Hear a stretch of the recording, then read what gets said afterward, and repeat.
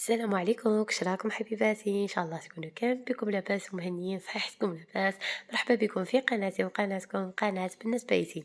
اليوم ان شاء الله راح نشارك معكم روتين بزاف شباب، كله طاقة ايجابية مطرطق بالشطارة. روتين كيما يحب خاطركم. اليوم درت التنظيف العميق للمطبخ.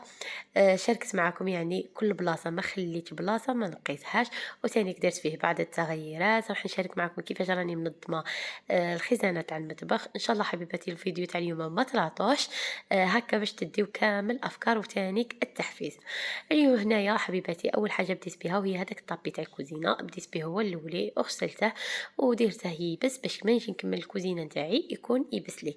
من بعد رحت لهنايا لهاد العلب تاع لي زيبيس، خويتهم كامل، قلت نسبق بهم هما الاولى نغسلهم ونحيدهم باش تاني كي يبسوا لي. مي حبيباتي باش نكون صادقه معكم، انا هاد الخدمه تاع لي زيبيس درتها في الليل، ودرتها يومين قبل ما نبدا النيطواج تاع الكوزينه. يعني كنت معوله يعني في الليل، قلت اليوم نغسل هاد لي بواط وغدا ان شاء الله نبدا بالكوزينه. مي جاوني ظروف وبيتهم هكا في الماء، وما ننصحكمش كامل حبيباتي باسكو هذيك المغطيات تاعهم كانت فيها حلمعه ما شاء الله.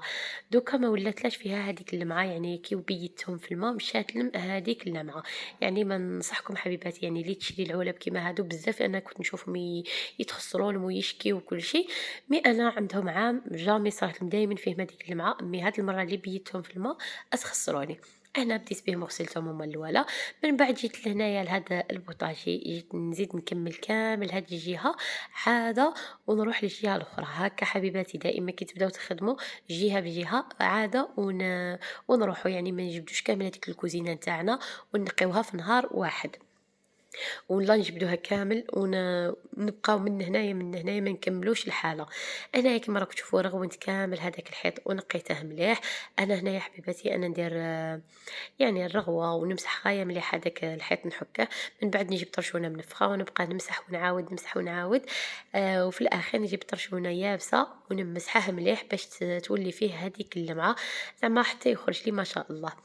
وهنايا تاني الرخامة غسلتها غير بالرغوة، وراني شاركت معكم يعني تدبيرة باش تقعد لكم فيها هذيك اللمعة مرة في العام ولا مرة يعني 6 شهور، ولا دهنيها بالزيت وخليها ليلة كاملة، وعلى غدا من داك غسليها راح تكون فيها هاد اللمعة اللي راكو تشوفوها.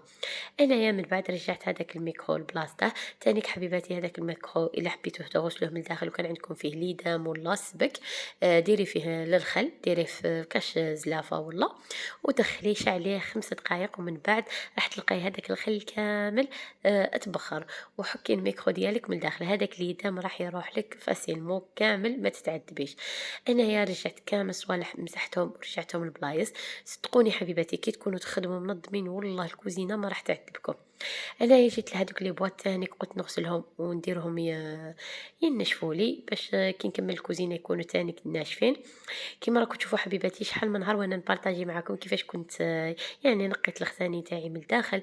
انا ما درتش الكوزينه في نهار واحد، ما نكذبش عليكم. هذه شحال كي كنت نهار الاول ما كانش عندي ولادي كنت ندير الكوزينه في نهار واحد ونورمال ما نعيا ما حتى حاجه. مي دوكا مع بناتي صغار وكلش وخصهم المقابله لازم الكوزينة نقسمها باياش ما نعياش. انا يا حبيباتي زدت كملت هاد الماعن كامل وغسلتهم. ودوكا حبيباتي جا وقت الفرن. كيما تعرفوا هنايا الفرن كانت حالته حالة عندي مدة وانا سامحة فيه. كيما تعرفوا الاختبارات كنا لاهين مع وليداتنا في الاختبارات، ومن قبل كنت شوية وانا سامحة فيه، يعني حالته كانت حالة. فت عليه هنايا كامل بالمكشط يعني فحفحته. مام هاد الحدايد ديالو والله ماني عارفة كيفاش يسميوهم. المهم تاني كديت لهم المكشط وحكيتهم. والله لا بزاف يغسلوا الفرنات نتاعهم وكلشي كي يجيو لهادو يسمحوا فيهم يخليوهم يديروا طبقه سميكه تاع ليدم. لا لا حبيباتي هادو لو كان كل شهر يعني تغسليهم مستحيل يديروا لك هذيك الطبقه تاع ليدم اللي سميكه. انايا فت عليهم هما الولا غسلتهم وديرتهم يبسوا لي.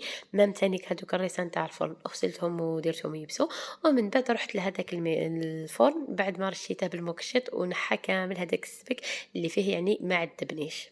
مام هنايا حبيباتي كاين بزاف ديال الفرن تاعه يغسله يعني يدوش له.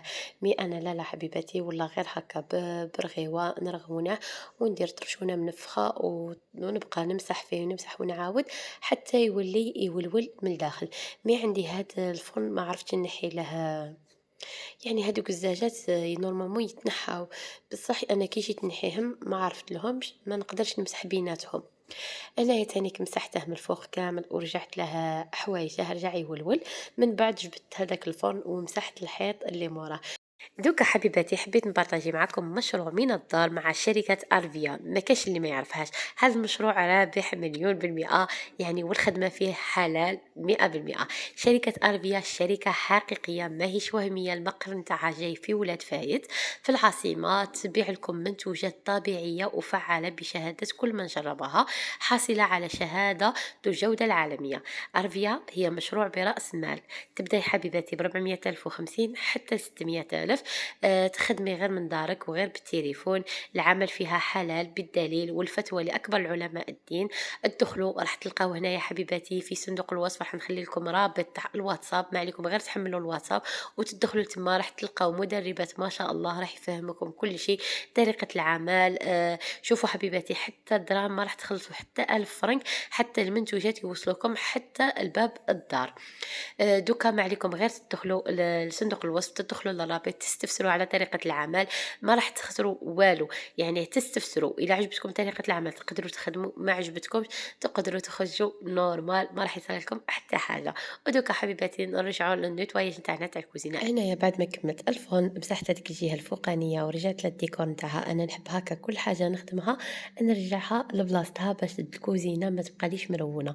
هنا رحت للجهة تاع الحيطان مسحتها كامل من الفوق، وهنايا الجهة التحتانية رغونتها كما تعرفوا. الجهة التحتانية فين يقلبوا بناتي وكل شيء تتوسخ لي، ودائما يعني كل سيمانة 15 يوم دائما نفوت نرغون، ولا شت هذيك لي طاش بزاف قبل سيمانة نروح نرغونها باش ما تقعدليش حتى تحصل لي هكا.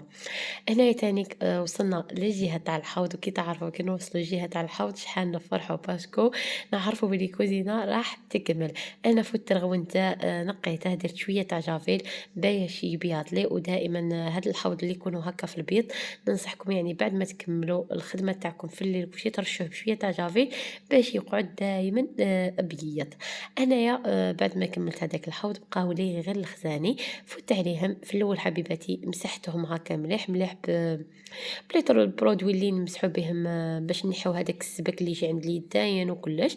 ومن بعد حبيباتي درت هذاك ملمع الخشب، ملمع الخشب بزاف شباب يعطي لمعة رائعة للخزاني تاع اللوح. وانا حبيباتي في الاخير رغونت الكوزينه تاعي. وبزاف اخواتي يسقسوني على هاد الخطوط اللي يجيو بين الفايونس بين الدلدوسون، يقولوا لي علاش عندك بويض وما موسخين لك ما حتى حاجه. نقول لكم حبيباتي انا كل ما ندير هكا حكه للكوزينه ولا حكه للدار ندير شويه كريستو شويه خل وشويه بيكربونات ولا غير كريستو والخل وايزيست. هذا ما كنديرهم ونحك بهم الدلدوصل ديالي مليح، يعني هذوك الخطوط راح يوليو هكا بويض ما شاء الله. انايا رغونت الكوزينه فحفحتها، من بعد تفوت عليها بنشاف نشفتها حتى ولا هذاك الدلدوصل يلمع. وانا في الاخر بديت نرجع كل حاجه لبلاصتها. هنايا كيما رجعت الطابله كنت في الاول خرجتها من الكوزينه، وكما راك تشوفوا هاد الغلفه تاع الكراسه كنت تاني غسلتهم هما نهار قبل ما نكذبش عليكم. وهنايا رجعتهم الكراسة نتاعهم. ودوكا حبيباتي راح ندير لكم جولة في المطبخ، وراح نشارك معكم كذلك كيفاش نظمت البلاكارات كاع تاع المطبخ الخزاني. انا شوفوا حبيباتي عندي هاد الدخله هاد الجهه مفتوحه على الصالون. انا ديجا عندي كوزينه كما دائما نقول لكم في لي فيديو مفتوحه على الصالون، مي هذاك الصالون غير نقعدوا غير حنا فيه، الصالون الاخر تاع الضياف عندي من الجهه الاخرى. انا في الدخله عندي ديريكتومون لافيسيل، ومن تحت حاطه لابوبال، حاشاكم وحاشا قدركم. انايا درت هذا ركن القهوه، وجبت هذيك تاع البلاس باسكو كانت عندي وكنت رفدتها ما نستعملوهاش بزاف كيما في رمضان، عليها جبتها.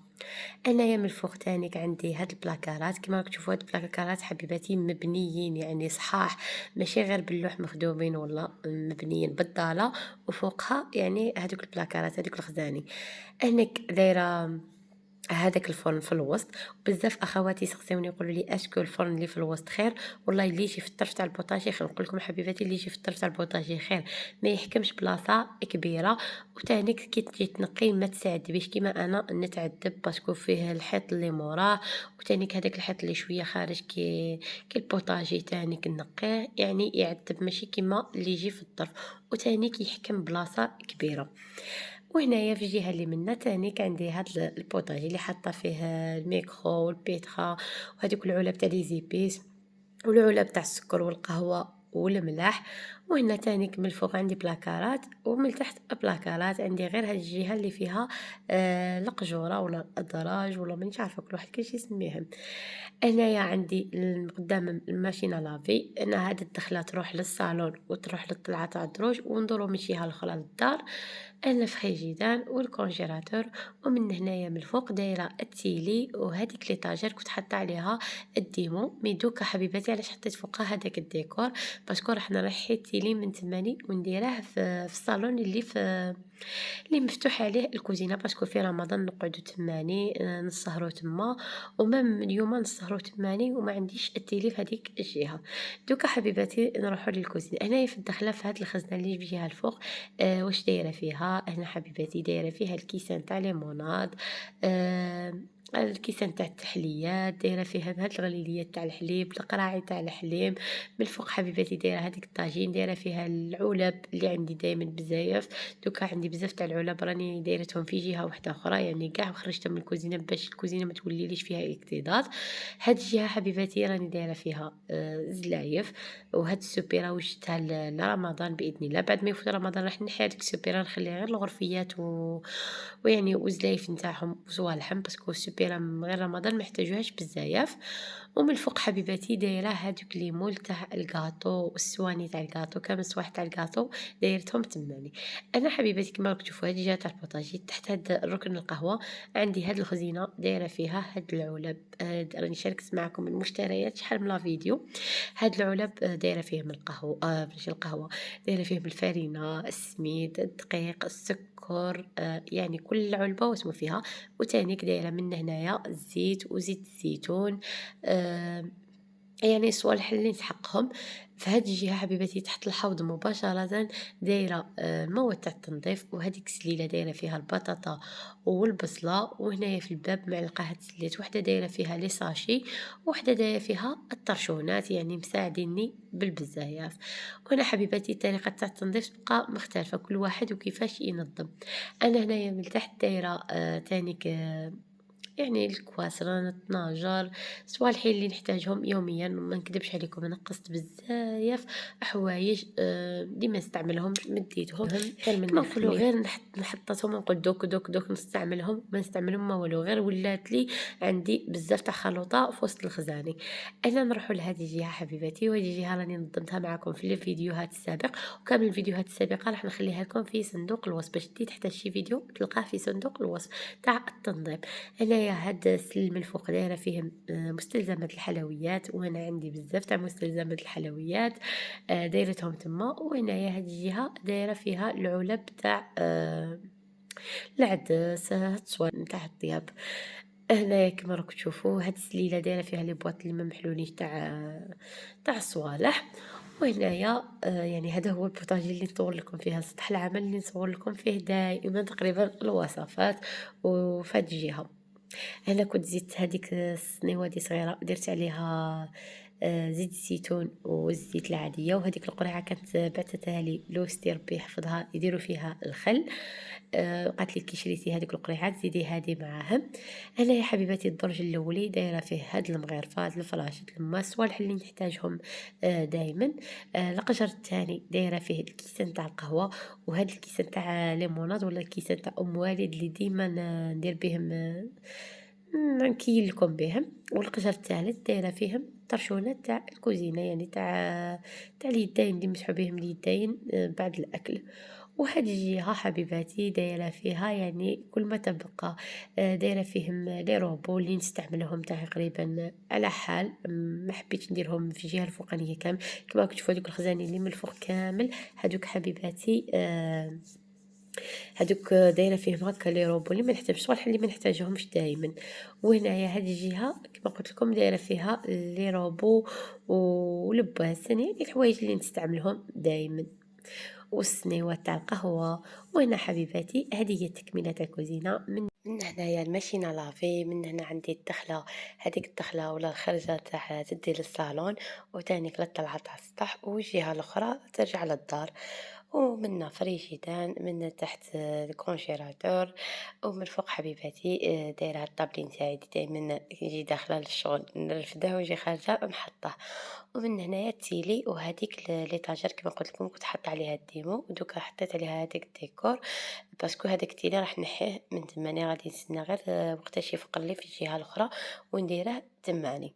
ودوكا حبيباتي هذه هي جولة في المطبخ، إن شاء الله تكون نالت الإعجاب ديالكم ودارت لكم التحفيز والنشاط. ما تنساوش ديروا لي جيم هكا باش تشجعوني، وهذاك التعليق الزوين الحلول اللي كيفكم. ودوكا ما بقى لي غير نقول لكم مع السلامة.